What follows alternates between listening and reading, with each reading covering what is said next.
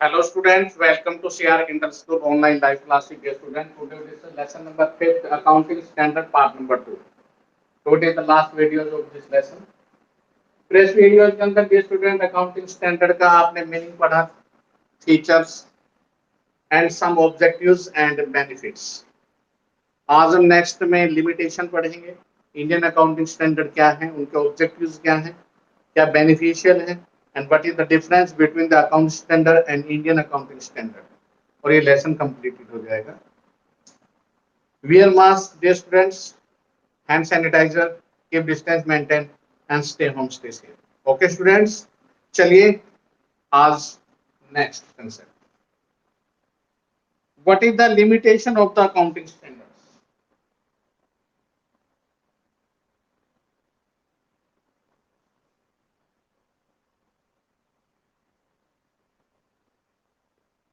क्या है लिमिटेशन? देखिए, आपने पढ़ा है कि स्पाइट ऑफ मेनी बेनिफिट्स, बहुत से महत्व फायदे हैं। आपने बेनिफिट्स पढ़े जिसमें 5 बेनिफिट्स को आपने पढ़ा। फिर भी अकाउंटिंग स्टैंडर्ड्स के अंदर कुछ ऐसी लिमिटेशन है, some such like number 1, restrict initiative.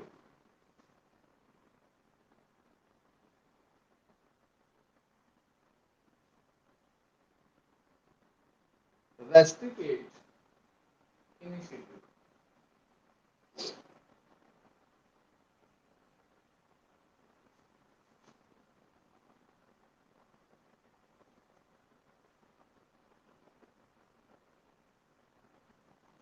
क्या होता है? इनिशिएटिव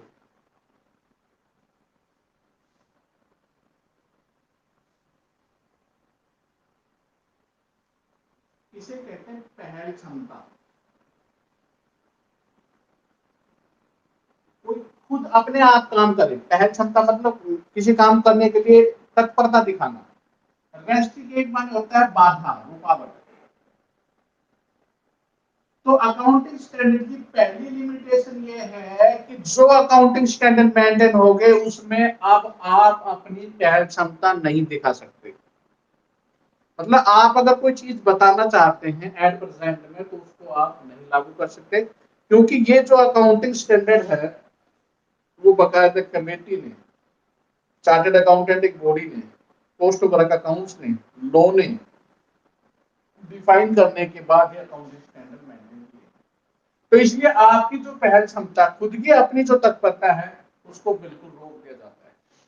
नंबर 2, सेकंड पॉइंट है rigid in the nature. Rigid in nature, rigidity word आया था, कठोर। रिजिड माने कठोर, जिसमें कोई बदलाव ना कर सके। फ्लेक्सिबल, जिसमें परिवर्तनशील हो, लचीलापन हो। तो accounting standard just like the rigid, कठोर हैं, जो एक बार बना दिए वो लागू कर दिए। तो अकाउंटिंग स्टैंडर्ड हम ये कह सकते हैं जो यूजिंग किए जाते हैं वो अल्टरनेटिव सॉल्यूशन पर्टिकुलर प्रॉब्लम के लिए नहीं कर सकते। अगर कोई प्रॉब्लम है और उसका कोई अल्टरनेटिव प्रॉब्लम है, सॉल्यूशन है, तो उसको अब लागू नहीं है। जो अकाउंटिंग स्टैंडर्ड ने बता दिया वही है उसका सॉल्यूशन। तो आप अपनी तरफ से अल्टरनेटिव सॉल्यूशन नहीं ले सकते, तो इसलिए आप कह सकते हैं कि ये कठोर है। Next number 3, based on historical cost, based on historical cost। देखिए, इस वर्ड में हिस्टोरिकल वर्ड बना हिस्ट्री से। हिस्ट्री का मतलब इतिहास, इतिहास मतलब पास्ट। हिस्टोरिकल कॉस्ट क्या होती है? हम जब बैलेंस शीट बनाते हैं तो हमारी बैलेंस शीट में 2 साइड होते हैं, एक लायबिलिटी और एक एसेट्स। तो जो अकाउंटिंग स्टैंडर्ड का जो बेस है वो हिस्टोरिकल बेस है। हिस्टोरिकल का मतलब, जैसे एक मशीनरी हमने 5 लाख रुपए की खरीदी, तो 5 लाख रुपए ही शो करेंगे हम। हो सकता है उसकी मार्केट वैल्यू उस समय 10 लाख हो, उसमें 3 लाख हो। Market value are not shown. Accounting standard में जो बेस है वो historical,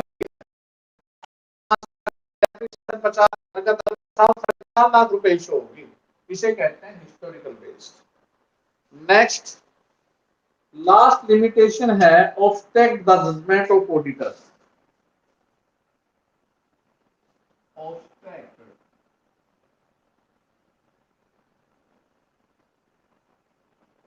the judgment of auditors. देखिए ऑडिटर ऑडिट करता है, मैंने आपको बताया था ऑब्स्ट्रैक्ट माने रोकना, जजमेंट माने खुद के निर्णय नहीं चलेंगे ऑडिटर के, जो अकाउंटिंग स्टैंडर्ड में लिख दे उसी को मान्य होगा, ऑडिटर को भी मान्य होंगे। तो हम कह सकते हैं कि जो जजमेंट ऑफ द ऑडिटर है, ऑडिटर अपने खुद के जजमेंट लागू नहीं कर सकता। तो these are the some limitation of the accounting standard. First limitation क्या थी डियर स्टूडेंट्स? फर्स्ट लिमिटेशन में बताया गया था कि reality are restricted of the initiative, आप अपनी पहल क्षमता नहीं दिखा सकते। रिजिड इन द नेचर, कठोर होते हैं जो स्टैंडर्ड होते हैं, और वो हिस्टोरिकल बेस पे होते हैं। और fourth obstruct the judgment of the auditor. तो these are the four limitation. Next, अब नेक्स्ट कंसेप्ट जो आ रहा है वो है इंडियन अकाउंटिंग स्टैंडर्ड, कि भारत में अकाउंटिंग स्टैंडर्ड क्या है। INDAS, Indian Accounting Standard. Just like Indian accounting standards are the amplified, innized, ये innized वर्जन है,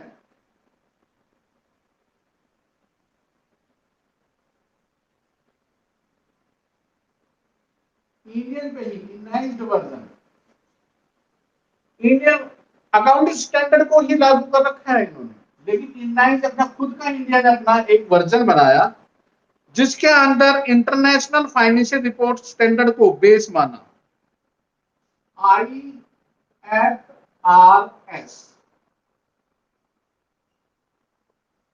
इंटरनेशनल लेवल पर फाइनेंशियल रिपोर्टिंग स्टैंडर्ड है, international financial reporting standard. IFRS से जो बातें सामने आई, उन IFRS के एक सेट ऑफ अकाउंटिंग स्टैंडर्ड बनाया गया, developed by the IFRS, basis of which is the financial statements enterprises is prepared as the presented to its users। Bharat में इंडियनाइज्ड वर्जन को लागू किया गया, और ये version based on international financial reporting standard के तहत बनाए गए। जो ये स्टैंडर्ड इंडियन है, जो यूजर्स हैं उनके लिए वो इंफॉर्मेशन, वो स्टैंडर्ड प्रोवाइड किए गए। तो आगे समझ में student, Indian accounting standard based on the accounting standard ये, लेकिन खुद का इनलाइज्ड वर्जन बनाएगा। इस वर्जन में क्या डाला गया? इंटरनेशनल फाइनेंस रिपोर्ट जो भी स्टैंडर्ड है उन्हीं को बेस मानकर, और वही स्टैंडर्ड यूजर्स के लिए अप्लाई किए गए। अब इंडियन अकाउंटिंग स्टैंडर्ड की फीचर या नेचर्स या characteristics, modified version.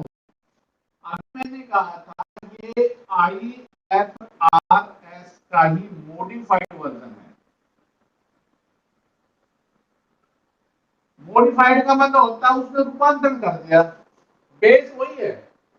International financial reporting standard जो बन रहे हैं उन्हीं को मॉडिफाइड करके इंडियन अकाउंटिंग स्टैंडर्ड मेंटेन किए गए। नंबर 2,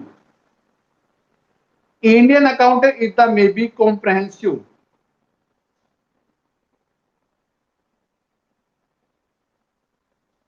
कॉम्प्रहेंसिव माने फैलाकर, विस्तृत जिसे बताया गए। Comprehensive use are the may be comprising and में, जिसमें क्या क्या किया गया है, revenue, expenses, loss, asset, liability, equity, मतलब सब चीजों को डिफाइन किया गया है। कॉम्प्रहेंसिव होता है किसी चीज को फैला के विस्तृत अध्ययन करना। तो Indian accounting standard are the may be the comprehensive. Number 3, principle base.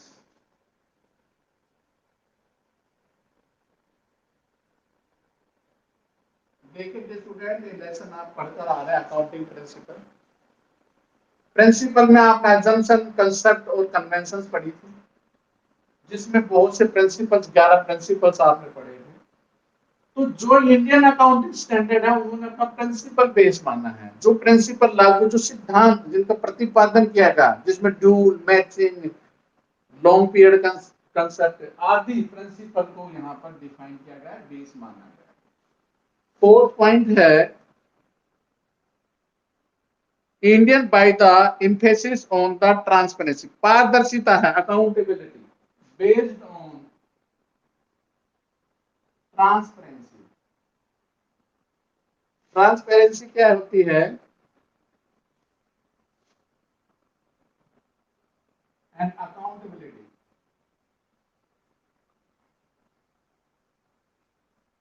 पारदर्शिता, जिसको सही माना जाए उसे ट्रांसपेरेंसी कहते हैं। अकाउंटेबिलिटी, जवाबदेही। Indian accounting standard based on the transparency and accountability है, जिसमें पूरा जवाब दिया जाता है, जिसकी पारदर्शिता मानी जाती है। तो these are the four features of Indian accounting standard. फिर देखिए सबसे पहले क्या है, इंडियन अकाउंटिंग स्टैंडर्ड की पहली फीचर है IFR बेसिक मॉडिफाइड है।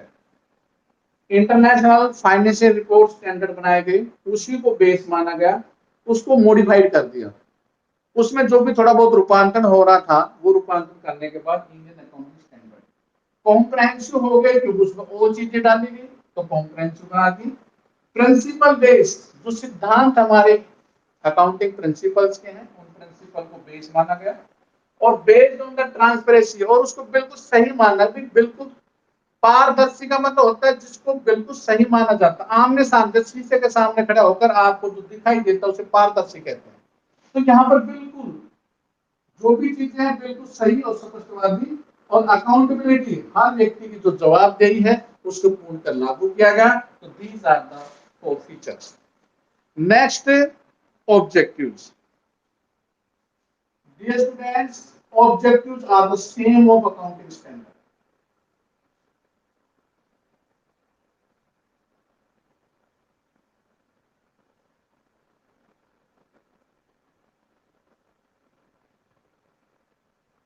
इंडियन अकाउंटिंग स्टैंडर्ड के ऑब्जेक्टिव, जो अकाउंटिंग स्टैंडर्ड के ऑब्जेक्टिव थे वही सेम है। चलो रिपीटेशन कर देते हैं कौन कौन से थे।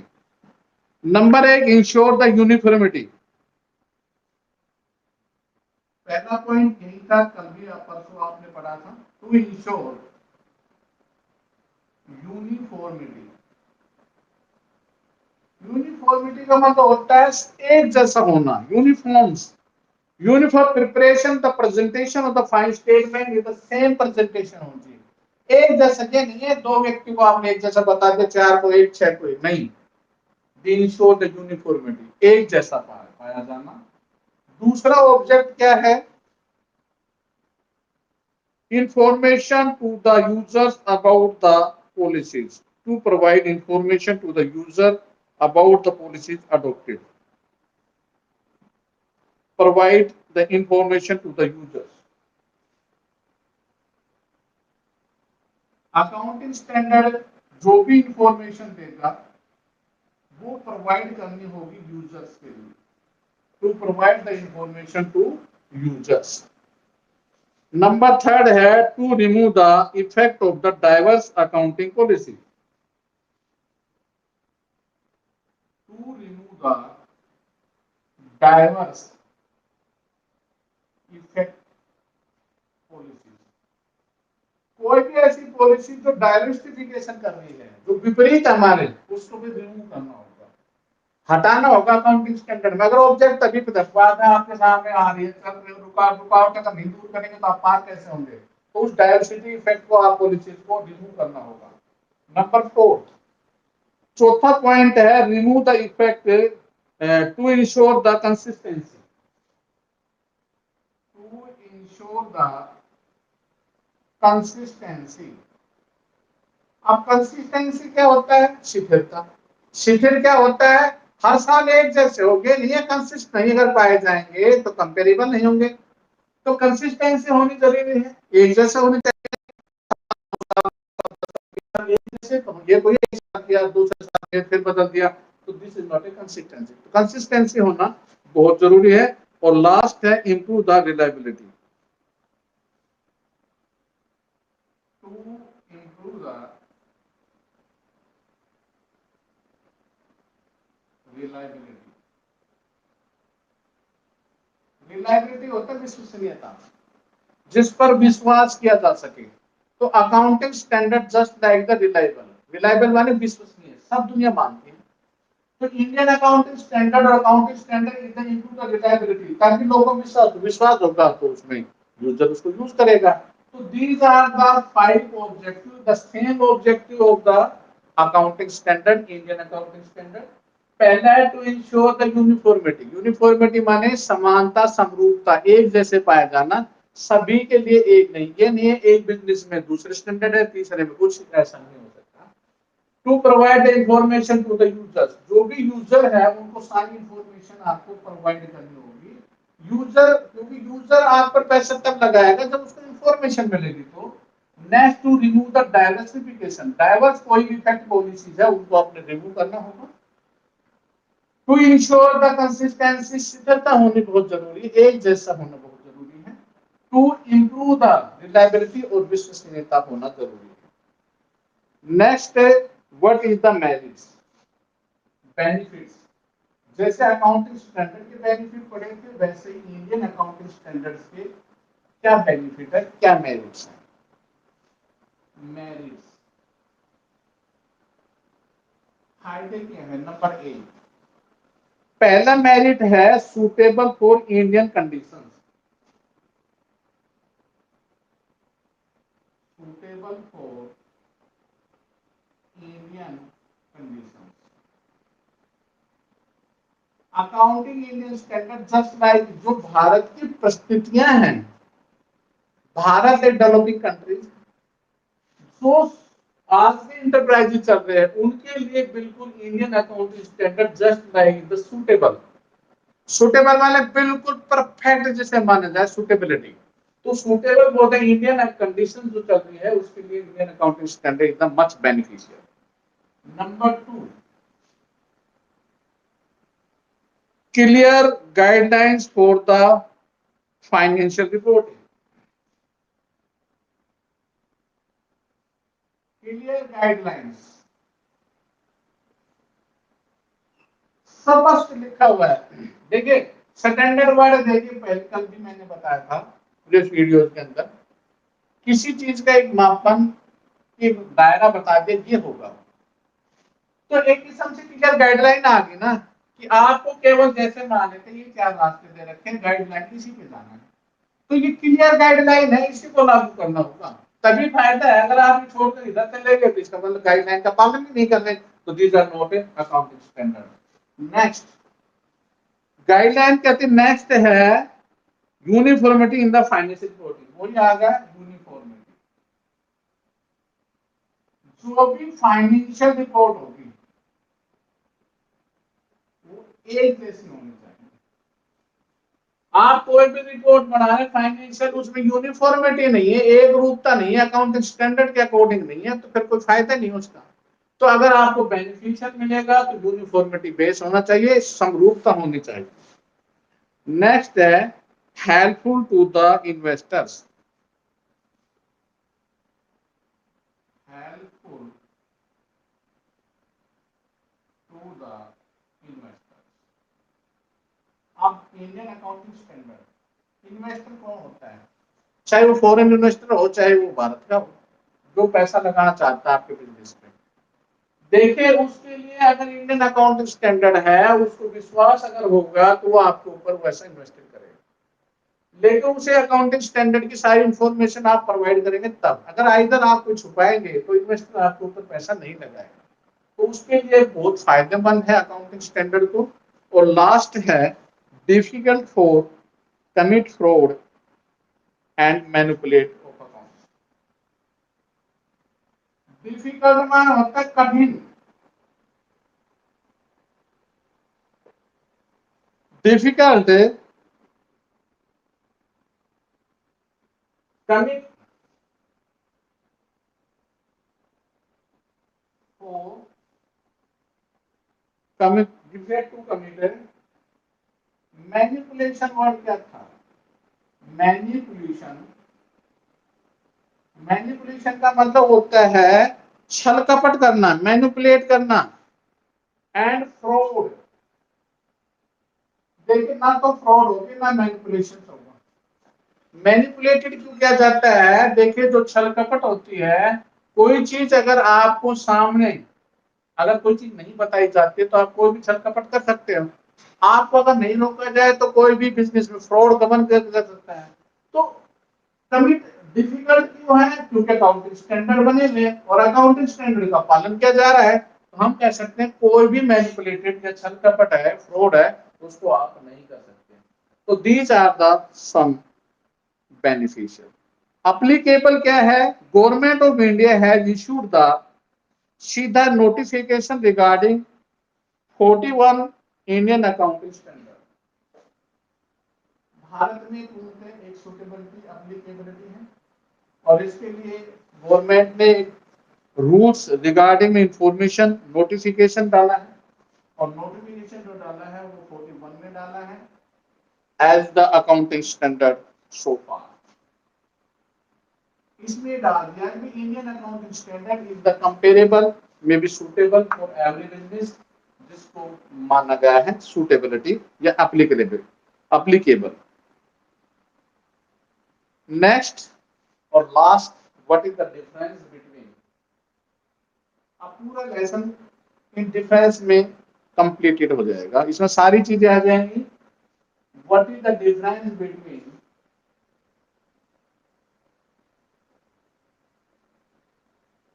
इसमें पूरा लेसन आ रहा है। अकाउंटिंग स्टैंडर्ड और इंडियन अकाउंटिंग स्टैंडर्ड में क्या डिफरेंस है? बेसिस ऑफ डिफरेंस, अंतर का क्या आधार है? पॉइंट नंबर फर्स्ट समझो। नंबर एक, बेसिस, आधार। देखो अकाउंटिंग स्टैंडर्ड का जो बेस होगा वो इंटरनेशनल अकाउंटिंग स्टैंडर्ड है और जो हमारे इंडियन का जो बेस है वो अभी हमने बताया था, किसको बेस मान के लिखा था? IFRS, international financial reporting standard. किसको बेस मानना है इंडियन अकाउंटिंग स्टैंडर्ड में? इसका जो बेस है इंटरनेशनल अकाउंटिंग स्टैंडर्ड है, इसका बेस है IFRS। Number two, rules based and principle based, rule based oblique principle based. सीधी सी बात है, अकाउंटिंग स्टैंडर्ड रूल बेस्ड है।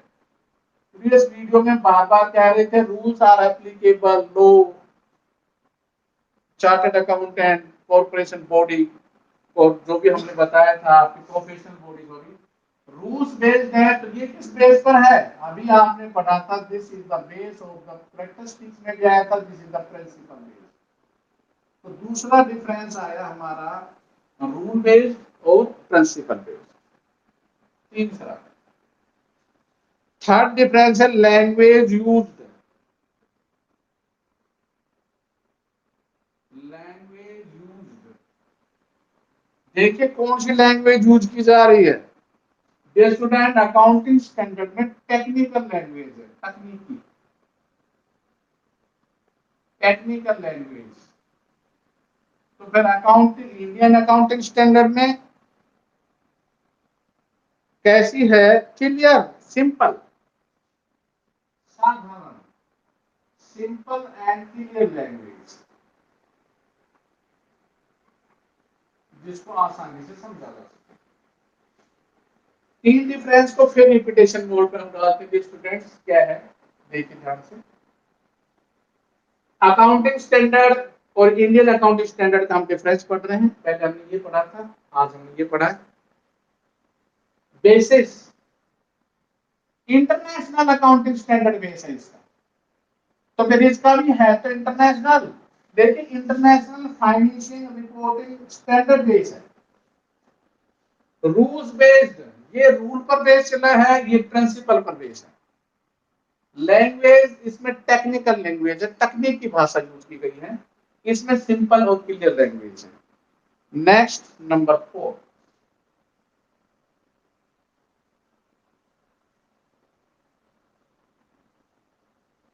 Fourth point,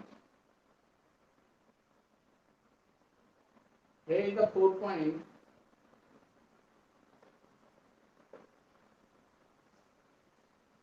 fair value of the assets।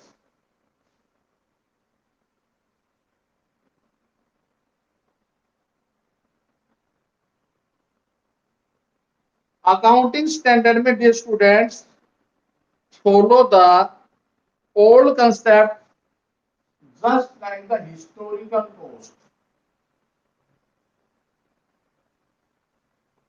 Historical cost मैंने अभी बताया था पीछे, एक एसेट्स हमने 5 लाख की खरीदी है तो 5 लाख उसकी हिस्टोरिकल कॉस्ट होगी। तो accounting standard is the base of the historical cost and Indian account based on the fair value of the fixed assets.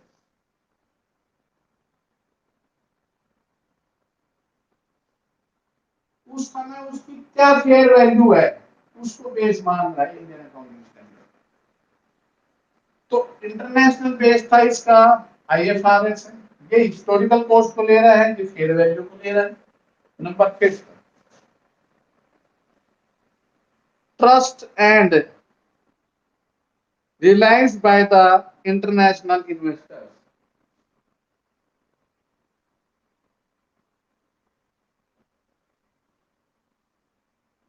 By the international investors.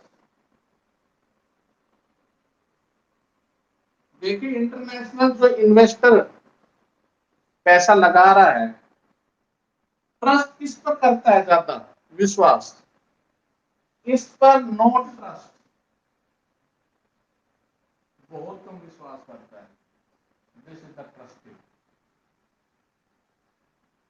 Indian accounting standard just like the trusted for the international investors. जो international investor है इसको base मानकर ज्यादा trust करता है, ये विश्वसनीय, रिलायंस है, रिलायबल है, but in the there is the not trust are here. International investor इस पर ट्रस्ट नहीं करते हैं। नंबर 6,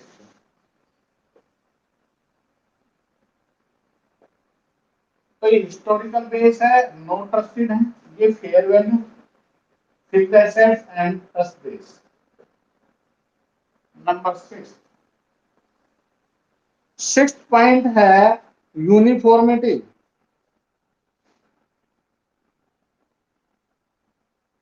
अब यूनिफॉर्मिटी का मतलब एक रूपता नहीं पाई जाती, और इसमें yes Indian accounting standard just like uniformity, इसमें एक रूपता पाई जाती है, इसमें एक रूपता नहीं पाई जाती। बात हम बार बार करते हैं, but just note like the ensure of the uniformity. हम पढ़ते रह रहे हैं अकाउंटिंग यूनिफॉर्मिटी होता है बट नोट डिफरेंस में जब आए, जस्ट लाइक द कंपेरेबल अगर दोनों करें तो इसमें इसकी तुलना में ज्यादा यूनिफॉर्मिटी है।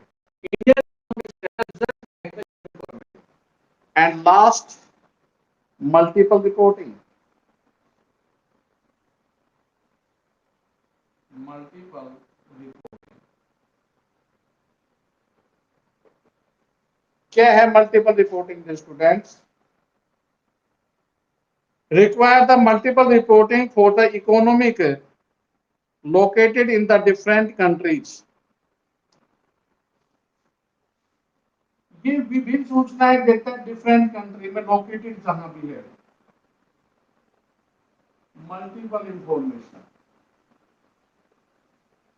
Multiple reporting provided to the located of the different countries.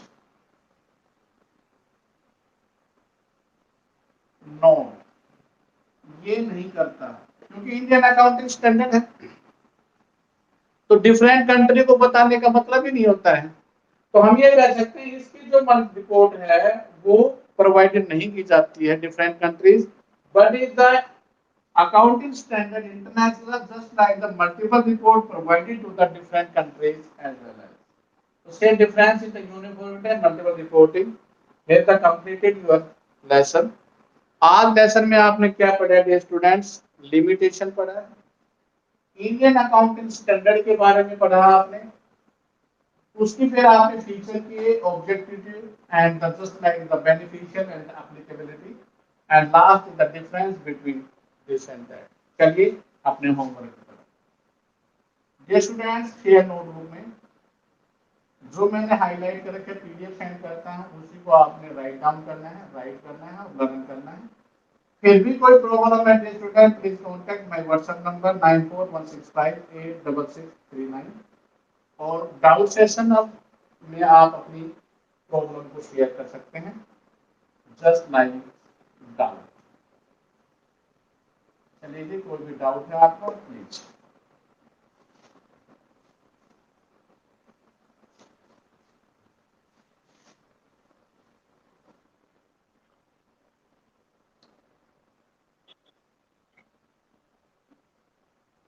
Yes please. सबसे पहले जिसका मैं नाम लेता रहा हूँ प्लीज, आशीष जहांगीर जी का अपना माइक ऑन कीजिए, यही आ रहा सबसे पहले। पहला किसका फर्स्ट पॉइंट? कैरेक्टरिस्टिक्स का, ऑब्जेक्ट का, मेरिट का, अकाउंटिंग स्टैंडर्ड। अरे ये तो बोल फीचर बतानी है, ऑब्जेक्ट है क्या बताना है? हेलो, अरे फीचर्स बतानी है, डिफरेंस बताना है, क्या बताना है? Okay. Rusticate of the initiative का मतलब होता है पहल क्षमता, जिसको बढ़ चढ़कर भाग लेते हैं हम, जिसमें अगर आपको रोक दिया जाए कि ये काम आप नहीं कर सकते, अकाउंटिंग स्टैंडर्ड ही करेगा, तो आपकी पहल क्षमता खत्म हो जाएगी, आप अपने अकॉर्डिंग नहीं कर सकते। इसे कहते हैं रेस्टिकेट ऑफ द इनिशिएटिव। और बोलिए। हिमांशु चौहान।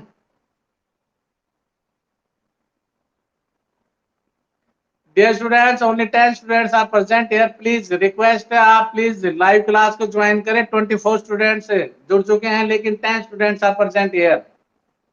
प्लीज आपसे रिक्वेस्ट है, जो भी स्टूडेंट आपके संपर्क में उनसे कहिए कि वो class, live class please join करें और क्विट ना करें। ये नहीं मेरी प्रॉब्लम खत्म होगी तो मैं क्विट करके चला जाऊँ। आप सुनते रहिए ना, दूसरे स्टूडेंट के तो सुन सकते हो आप। एक 10 मिनट के लिए, आप 5 मिनट के लिए क्लासरूम में, जब आप स्कूल होते हैं तब 3 बजे तक कैसे रुकते हैं आप? तो अपनी मनमानी मत कीजिए प्लीज, लाइव क्लास को सीरियस लीजिए। ये मत मानिए कि घर की चार दीवारी में बैठे हैं तो आपके ऊपर कोई किसी प्रकार का वो नहीं है, मनमाए तो आगे, मनमाए तो आप क्विट करके, महीना 2 महीना उसके बाद स्कूल नहीं खुलेंगे। तो इसलिए प्लीज आपसे रिक्वेस्ट कर रहे हैं बार बार की, मजबूरी है आपकी भी, हमारी मजबूरी है, तो प्लीज एक तो सीरियस क्लास लीजिए और क्विट ना करें please. Himanshu Chauhan mic on कीजिए प्लीज। हिमांशु आवाज पहुंच रही है? बेटा अपने नाम पे क्यों करके ना, जो माइक का निशान है उसको आप ओके कर दीजिए, माइक ऑन हो जाएगा, फिर उसके बाद आप सुन सकते हो। आपकी आवाज मेरे पास आएगी, आपकी प्रॉब्लम है तो।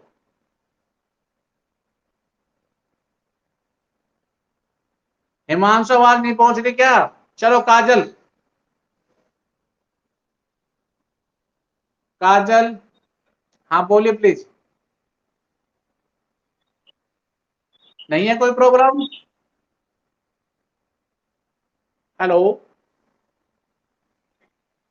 कोई प्रॉब्लम नहीं है?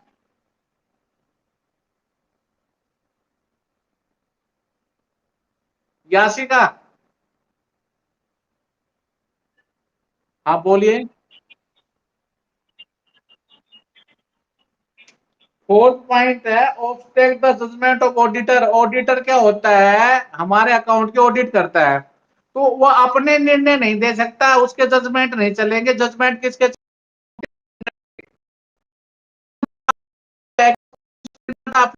For the every person.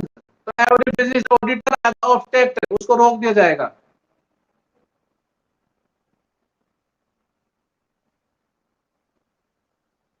और डाउट सेशन में आपके डाउट लिए जाते हैं, हम कौन से आपको क्वेश्चन पुट करते हैं जो इनमें आप किट मार जाते हो। हाँ यासिका,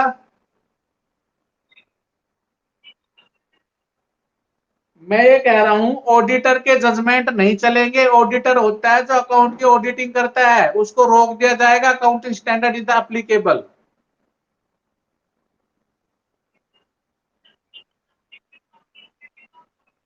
फोर्थ पॉइंट है कि जो ट्रांसपेरेंट पारदर्शिता जिसको सारी दुनिया माने। शीशे के सामने जाते हैं तो हमारा चेहरा दिखाई देता है, ऐसे ही जो अकाउंटिंग स्टैंडर्ड है वो पारदर्शी है जिसको सारी दुनिया मानती है।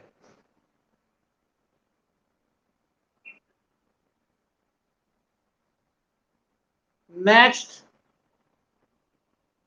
अंकुश,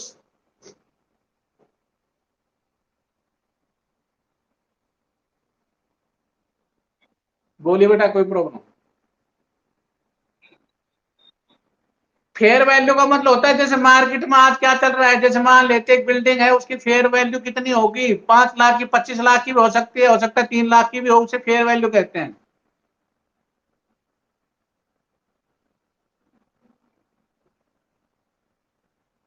और बोलिए। हार्श,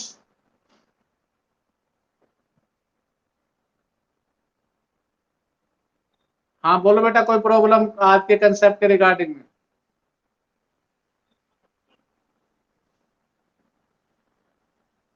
पलक, हाँ जी।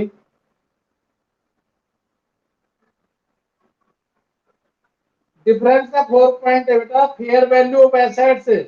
फेयर वैल्यू हिस्टोरिकल कॉस्ट का मतलब होता है जैसे एक भवन आज मैंने 5 लाख का खरीदा तो वो उसकी हिस्टोरिकल कॉस्ट होगी। अगले साल ये 5 लाख से 3 लाख का भी हो सकता है, 10 लाख का, इसे कहते हैं फेयर वैल्यू।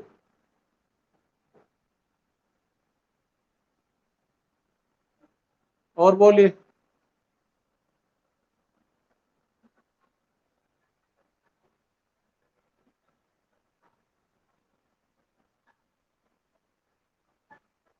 हाँ हाँ, yes yes, according to situation, वो बढ़ेगी तो बढ़ेगी, घटेगी तो घटेगी।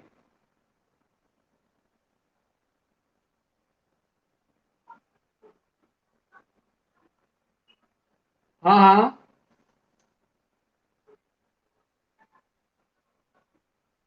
सेम है। मैंने पहले बताया था डिफरेंस में, बस्ट कंपैरिजन हो।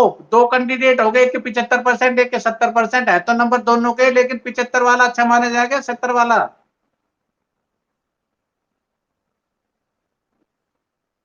75 वाला ना, तो इसलिए uniformity Indian accounting standard just the comparable of the accounting standard. दोनों में यूनिफॉर्मिटी है, but is the just like the uniformity Indian accounting standard the much best.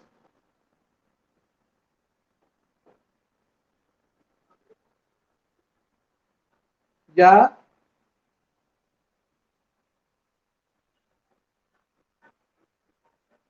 या located for the different investment in different countries, not for investors, different countries, क्योंकि India तो India ही लागू करेगा ना, international तो पूरा देश विश्व सारा आ गया। भाई इंडियन अकाउंटिंग स्टैंडर्ड के डिफरेंट कंट्रीज क्यों यूज करेंगे?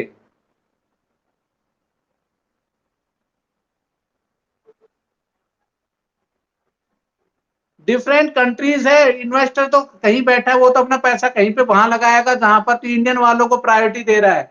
लेकिन जब बात है आप अपने स्टैंडर्ड को इंडिया इंडिया में तो दिखाएंगे भाई, डिफरेंट कंट्री को उनको लिए क्या फायदा है आपके स्टैंडर्ड का? रिपोर्ट जो report information is just like the multiple report.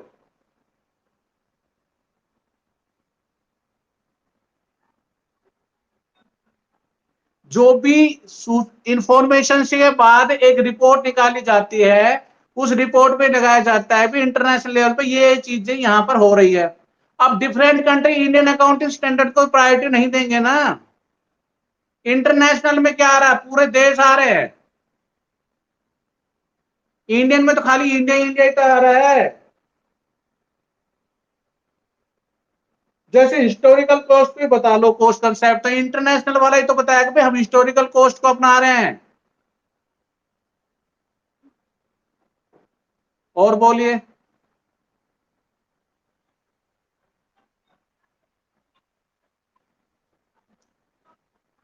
किसका? मेरिट्स का? इसमें हेल्पफुल इन्वेस्टर्स, इन्वेस्टर जो होते हैं, देखो इन्वेस्टर बार बार आ रहा है कि आप अपना पैसा कहां इन्वेस्टमेंट करोगे बताओ। देखो लोग चढ़ते सूरज को सलाम करते हैं, अर्थात अपना पैसा वहीं लगाएगा जहां नहीं डूबेगा, जहां ज्यादा मिलेगा। तो कहते हैं Indian accounting standard just like the comparable international से ज्यादा बढ़िया, तो इन्वेस्टर वहां पैसा ज्यादा लगाएगा।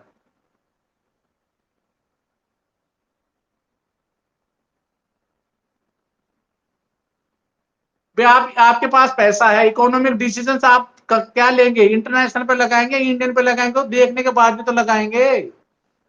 तो इन्वेस्टर के लिए हेल्पफुल होता है ये इंडियन अकाउंटिंग स्टैंडर्ड।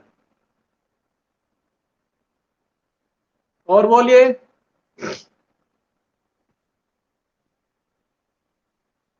हेलो।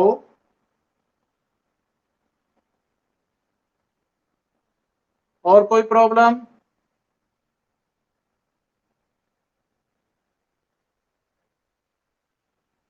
देखो इन्वेस्टर, आप एक बार बताओ, एक अपने ऊपर लो, आपके पास बहुत पैसा है आप अपने पास, तो आप किस बिजनेस पे पैसा इन्वेस्टेड करोगे?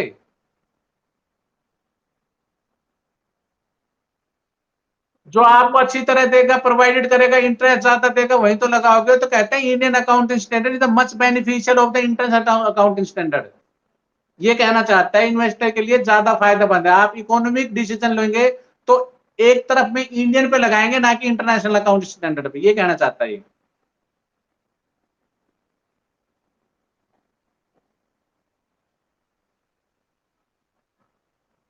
विश्वसनीयता किसी चीज की जिसको गोपनीयता माने अच्छी तरह, जिसको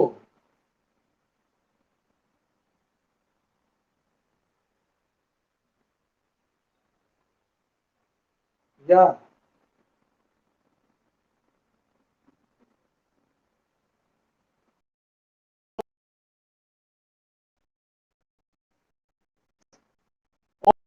जो रह गया हो जिसका नाम नहीं आया, पलक हो गए, हर्ष होगा, अंकुश, याशिका, काजल, हिमांशु। मेरे पास यहाँ 6 स्टूडेंट है, 24 स्टूडेंट में 100 बहुत ही भाई। ये बार बार मैं कह रहा हूं, मैं हम्बल रिक्वेस्ट कर रहा हूं, प्लीज, मैंने व्हाट्सएप उसमें भी डाल दिया, प्लीज क्लास जरूर ज्वाइन करें, वो चाहे कोई भी सब्जेक्ट रिलेटेड क्लास हो, प्लीज। प्लीज जो भी आपके संपर्क में है। यस। बेटा अकाउंट इंटरनेशनल रूल बनाए हैं, रूल का मतलब जिसका रूल आता प्रिंसिपल होता है, जिनको कठोर लागू किया जा सके।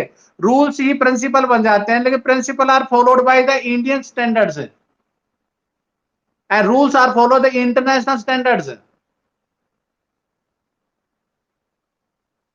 आपने अकाउंटिंग स्टैंडर्ड का परसों के वीडियो में पढ़ा था, accounting just like the rules is applicable of the ICI the may be professional body as the interest committee and principle are the followed by the principle. Accounting lesson number 3 पढ़ा था, जो आपने concept के आधार पर भारत में बनाए गए थे प्रिंसिपल्स, जिसमें 11 प्रिंसिपल्स पढ़े थे। लेसन नंबर 3 पढ़ा था अकाउंटिंग प्रिंसिपल्स का। यासिका, हाँ, उसको प्रिंसिपल बेस माना गया है।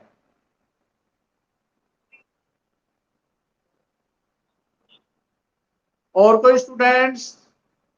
प्लीज रिक्वेस्ट है, जो आपके संपर्क में है वो रेगुलर, क्योंकि कल से dear students next lesson practical part start. अब तक थ्योरेटिकल चल रहा था, कल न्यूमेरिकल क्वेश्चन स्टार्ट हो जाएंगे, lesson number 6 accounting equations. Okay student, thank you, have a good day, bye bye.